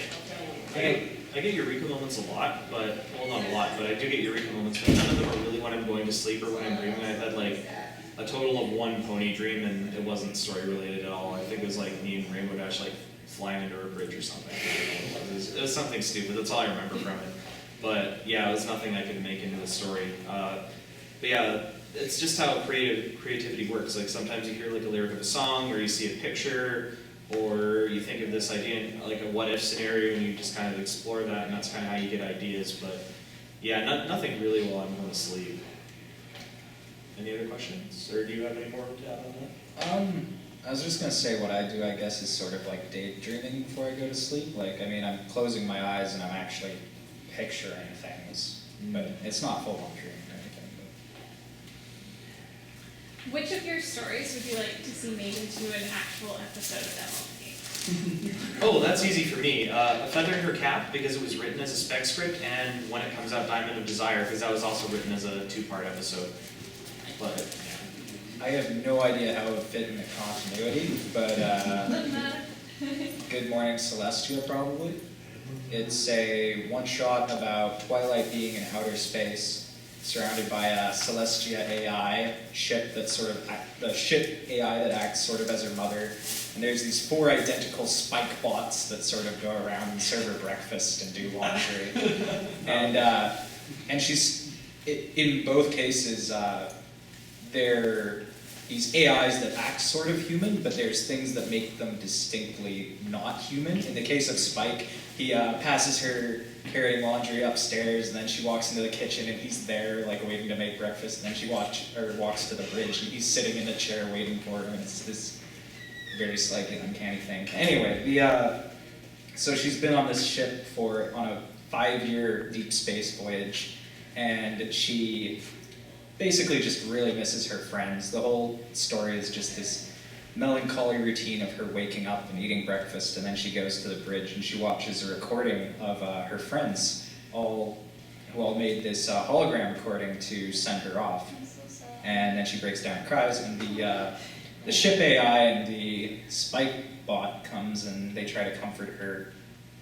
And yeah, it's just this little sad, touching thing set out in outer space for some reason. It's like the story itself is just a pretty regular sad story, but it's set in this was the evil writer experiment. It's set in this really weird exotic setting that almost has nothing to do with the story, but at the same time it's a pretty crucial part of the story. Unfortunately, I don't really have any stories that, well, there was my Remembering the Fallen story, but I didn't really feel that would fit because of just how alternate universe, how the canon smashed the concept. But if there was really one story, like it would be one of my side stories that I wrote for my Princess Celestia and Changing Queen. Basically, that story took the idea that Celestia was a changeling all along. So if she was a changeling all along, and then what happens if Twilight found out during the royal wedding? So what happened was I wrote a couple of side stories. One of them is Celestia's side of the Nightmare Night, of the lunar eclipse episode. So what was she doing up to? So basically, I had my changeling version of Celestia dress up as a ring wraith, and ride on her Nazgul, which was Philomena, transformed into which she cast a spell on, transformed into Nazgul, and then she basically played with kids. Had a bit of fun, so it was a bit of a slice of life, silly episode. silly short fic that I wrote. But you have to actually read my main story in order to figure out why Celestia changeling in the first place. So that kind of it wouldn't really work as an actual episode. But What's the base story called? my base story, Yeah. Princess Celestia, the Changeling Queen. It's all in the title. Any other questions? Anybody? We can talk more about ourselves. Yeah, let's talk more about ourselves. Feed our egos. See your egos. Yeah, but if you have any questions, please raise your hands. Yeah, don't be shy about that. One thing I can talk about is, this is a brief point, is you were mentioning about how canon kind of trampled what you'd written. The thing is, like, canon will do that, but one thing you want to keep in mind is if you post something before canon contradicts it, you kind of, in my opinion, get a blank check because you had no way of predicting that. The only difficulty is when you have like a whole story written and you're publishing chapter by chapter, and then something gets trampled by canon, then you're like, oh, darn, because it's not out yet, and now I have to like really worry about it and restructure it, and that's when it's hard to just say, okay, I can compensate for this if it's unreleased content, I had to do that. Or if it's already out, you might just say, well, I can't really do that without changing the story. Sometimes canon like actually kills your story, and then you might have to say this is AU or set in a different time period. Like another one is like Diamond of Desire, that story, that's set before the cutie map, and because it's like right after the whole Tyrek incident. So I'm kind of safe from anything season 5 does in the meantime, because it doesn't really matter, because it all takes place after the fic is set. You just have to be clear about that. I guess a good point we could go into, and while you guys think more questions, is dealing with canon, is when you're doing like a broader story and you have unexplored canon in there and you have to supply it with headcanon, you have to make educated guesses. Because if you make a good educated guess, then the canon either will not touch what you've done or it will enhance your point. I actually got criticized in repercussions for writing the Griffins as this like really mean kind of militarized society where they're all very similar. Like, oh, I don't think the Griffins would really be like that. And aside from them having like a king and a proper military like what I had, they were, they were all kind of the same. They were all kind of grumpy and mean, but they weren't really prosperous anymore. They'd fallen. So I was kind of right, but this was, again, like 2 years or 3 years before this episode came out. Another one was the dragons. Like, I came up with like a dragon patriarch and how they were like all mean and whatnot, and that was kind of obvious when Dragon Quest came out, because I'd written this chapter before Dragon Quest, and I was like, oh, Dragon Quest, I hope that doesn't kill my chapter, and it didn't. If anything, it either didn't touch it at all or made my chapter a bit more dedicated. It also, and oddly enough, and this is from my experience as an AU writer, in an AU, canon actually becomes more important when you have to know canon better as an AU writer than you have in a lot of other writers, because Really? In my experience, because you have to make those educated guesses in an AU of why is it different from canon, you have to know canon really well, so that you can make your difference without actually having and put your own spin on things. Because what an AU essentially is not a reflection, so a bounce off canon, as I can put it, or if I have to say, it's an alternative to canon, so it's in the name. That's why it's alternate universe, so you have to know canon very well. For example, my changing Celestia thing, okay, she's a changeling, what would she have done differently from Celestia? And if she didn't do too much differently, why is that the case? Did she like the ponytail question that much? But she would have brought a different attitude to things, so it's like, so you have to make, if you are an AU writer, you have to know canon very well. And if, let's say canon does crush you, or as it did, there are like certain ways to notify your readers that, okay, this is canon up to season 3. Yeah, that too. That's another way, an easier way to do things. But I have seen stories which, I believe I really like the story called Celestia and Excelsis. Unfortunately, the authors went on permanent hiatus after certain episodes crushed it, and I really want to see more of it, but it was like, he was writing the origin story of Celestia, and it was beautiful, but it was like, canon just kind of, when canon started talking about how they first imprisoned Discord, he had a very different, I think it was a very much darker, but I think it was a better story to tell, but they kind of squashed that one, so it was like, oh man. But it does happen. But what I feel that you should just keep trying to write, because I thought that story was so good. That's so good that I really wanted to see it continue, even if it wasn't canon. If your story is that good, then your readers will keep reading it, even if it isn't canon. As a final point on the whole canon thing, like knowing all the expanded stuff really helps. Like say the comics or the Jan Barrow books, like like how Cadence became princess and how she became an alicorn because she was born in Pegasus, and it tells a very brief tale of how she defeated the sorceress named Prismia, and Cerulean Voice actually did this story. He kind of novelized that. And and then it's also canonical that Celestia had a love affair a long time ago with King Sombra from an alternate dimension, and King Sombra was good in that. And I was like, so that's the thing. Even though that doesn't, it may not be pertinent to your story, you can still sort of say, okay, this is a different side of Celestia. This is her in a more moment of weakness or whatever, and you kind of, you might be better educated as to how she would respond to a certain situation. You had a question, I believe. Or do you? I think she was stretching. Oh, I thought you had a question.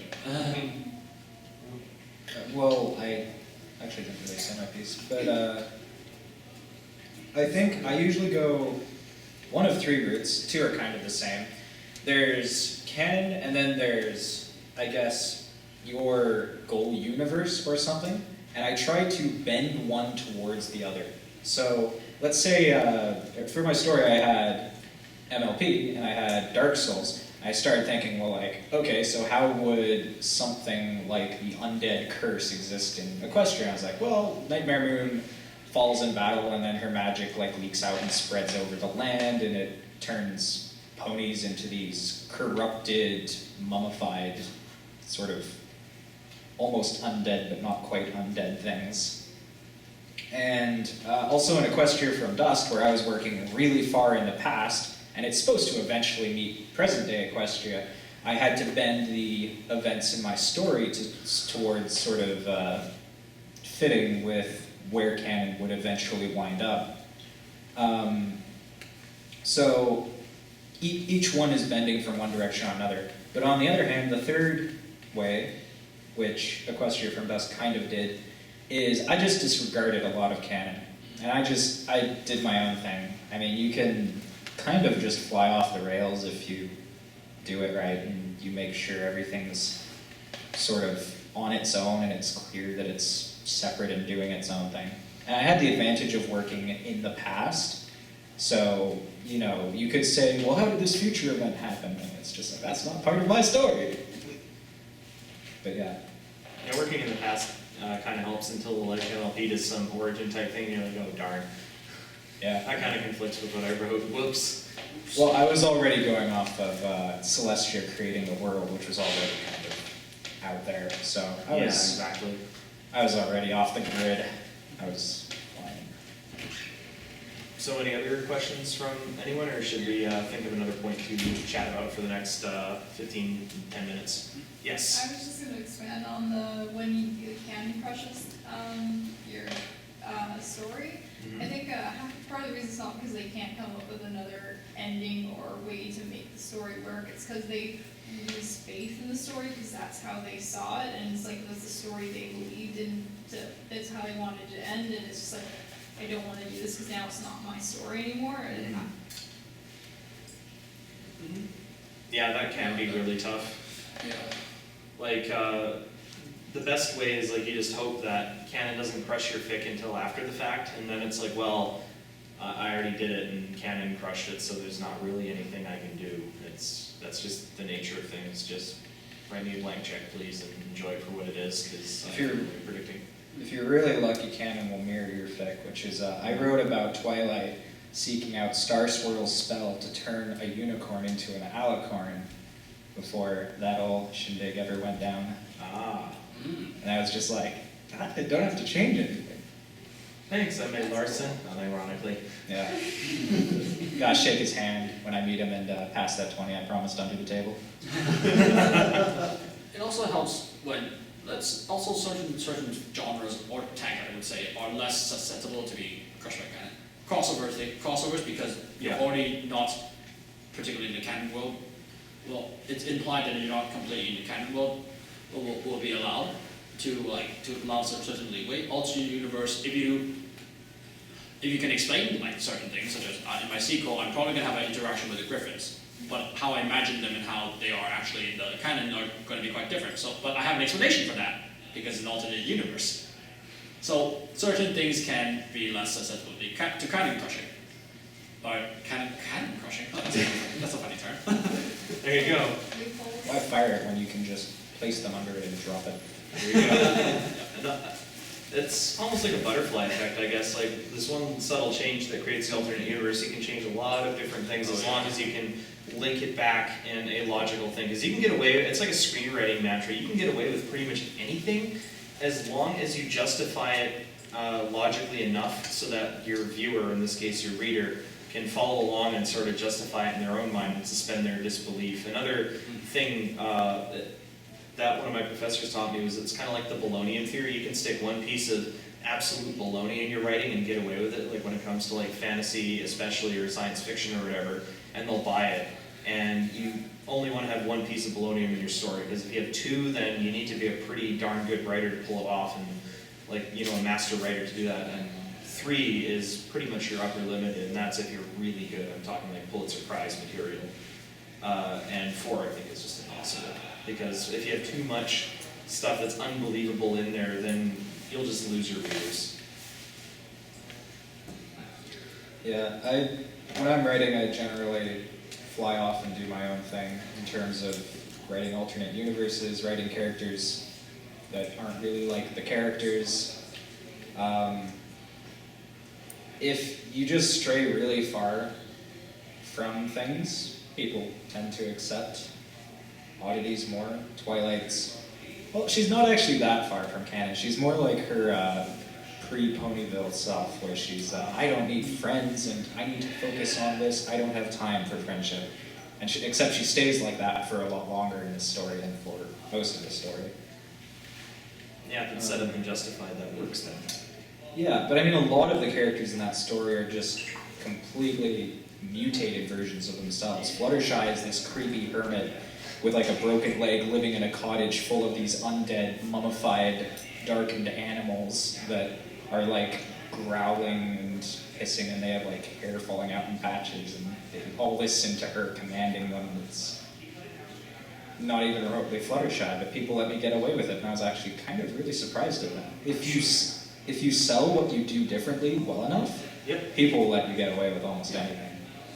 Just don't insert random stuff for the sake of random stuff, because like one guy's like, oh, Scootaloo's aunt is Octavia and all that, and he just kept doing all this other stuff, and I'm like, no, like, you're putting so much of your own headcanon into your stories and stating it as fact with no real backup or any justification or whatever, that you may as well just change the names of the characters and the setting a little bit and write original fiction, because you do a lot better. Yes. At the same time, what it sounds like when he changed Fluttershy, it also can be sorted by other people's fandoms. For example, like the Mob series has very dark Fluttershy. A lot of people, when they change Fluttershy, they go for the darker, meaner side. Kind of how, like in the one episode with, what was the... Yeah, Ironville. Oh, yeah. She went very opposite to her usual self. So it's almost like the usual, if she's drastically changed, she is very drastically changed. Yeah, I think it was a little unfair of me to say what I did, because she's actually, she's really kind. She actually drugs the characters and then drags them to her cottage. And then she, like, they wake up and she treats them, and she's really kind. She met this other Pegasus. She's so excited. She hurt her wing when she fell from Cloudsdale or whatever, and she's trapped on the ground. All the Pegasi are hiding up in their clouds because there's calamity down below. But so there's Fluttershy, and she's just like really lonely. She has all these animal friends. She lives way out in the middle of the woods of nowhere. And she's just really excited to meet this other Pegasus. And you have some sort of traditional Fluttershy there, and there's also some traditional Fluttershy. Just to tweak one thing in her morals, essentially, or how she views things. Yeah, she keeps like Twilight drugged up in another room because she's got these really messed up morals. Like she really cares about Rainbow Dash because it's another Pegasus. It's someone like me, but she doesn't really care at all about Twilight or anything. And she also still really cares about her animals. You know, they like this weird evil-looking darkened weasel like crawls up in her hair and she pets it and she offers to let Rainbow Dash pet it and Rainbow Dash sort of reluctantly does. I just realized you got away with a trope, because like if you write Broken Wing Rainbow Dash now, like for the past few years you get lynched because of how overdone it is, and you got away with Broken Wing Fluttershy. I actually got away with Broken Wing Rainbow Dash as well, and then I got away with Broken Wing Twilight. Whoa. See, people accept anything if you just sell it well enough. Like Broken Wing Twilight was no, I can't say anything about it. Broken Wing Rainbow Dash was just like, I think she crashes into the library and Twilight nurses her back to health or something like that. And also, like they use, basically you can get away with anything. Well, not anything, but as long as you can justify it in your AU world, Yep. and link it back to that, what if this happened, or what if this was different, then essentially you get away. Like my Princess Celestia, the Changing Queen. Celestia, while she has almost two different personas because she's a changeling, but she's also wearing this mask that she is Celestia. So she seems to act a lot like Celestia, and she does act like Celestia when she has her mask off. So that's almost proposing that, because from what we've seen, changelings can turn into visions of other people, but we haven't seen them create something of their own. So is Celestia I can't really say a thing? anything. I can't really Or say anything. is Or something spoiled. Celestia created? I can't really say anything about that because I'd be spoiled. But essentially, like when I'm proposing this change of Celestia, she acts like Celestia, but at the same time she can sometimes act a little more decisive than what canon Celestia appears to act like. Instead of being so vague to Twilight, she's a little more upfront because now she doesn't have this formal, regal barrier before her when they do actually eventually find out and when they do eventually make up.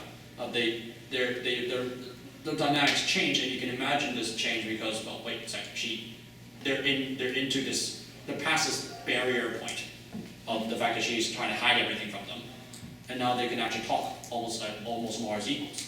So you can pass that off. You can, if you explain it and you acclimatize your readers to it, you can get away with a lot of stuff. So speaking of getting away with things, I have a fic featured on Equestria Daily that has an OC alicorn in it. I'm not kidding. You had a question? Very carefully. About that idea of selling any idea well and people will be drawn to it. I have actually seen more of those twists on Fluttershy's attitude, like one where she ends up fighting a really gory secret war against Chrysalis, who's trying to rebound from her defeat at the wedding. Fluttershy had, questions her moral code so much, but it feels like the same Fluttershy you cheer for in the show. It's got the author's twist on her personality, but you don't feel any dissociation from the Fluttershy that we all know. That's just knowing your character well and putting them in the situation, because that's how you can kind of work the character, because you put that situation there and then you know the character well enough, how would she react, and even though the situation is like that, it's justified because you make it work. Yeah. So, do you guys have any other points on that? Did I cover it? So we have time for maybe one last question. If no one has any other questions, we'll wrap up. So, any questions? Well, thanks very much for. Actually, if no one else has any other questions, I had a comment about the fanfic reader person busily scribbling on their notebook. So, and speaking of Scribbler, have you watched any of the readings by Scribbler? Yeah, I watched a lot of Scribbler, lots of Dr. Wolf too. I just sort of guessed that she was the biggest because I had one fic reading done by her, and then my story blew up, and then I got like fan art from some important artist and stuff. first fan art I ever received, I was really excited about it. Because after like 4 years, I'd never received fan art, and it's like someone popular did fan art of me. It was great. You would someone not popular fan art of you if you're so good. It was a pretty obscure story too, but a lot of people really seemed to like the reading. But anyway, what I was gonna say is that at least the way I started out with Fix was I identified what was lacking from other similar stories, or you know what could be added or what could be different. So I think it would definitely be worth looking at Scribbler's videos and thinking about what you could do differently or what you wish you would see in them, either in the stories covered or like maybe there's a gap. There's always a gap, I think, when it comes to looking for how to do something fresh and do something well. Well, that's a great note to close on. Thanks very much. That's our time, and thanks so much for attending. For all of you who stayed through the very lengthy Q&A period. So, cheers, guys. Cheers. Thank you. See you next year. I will be going to the opening ceremony, so you can catch me there if you want to chat or whatever. And yeah, after that, I'll just be hanging out in the autograph line over there. So I have no clue where I'm gonna go, but it'll be fun.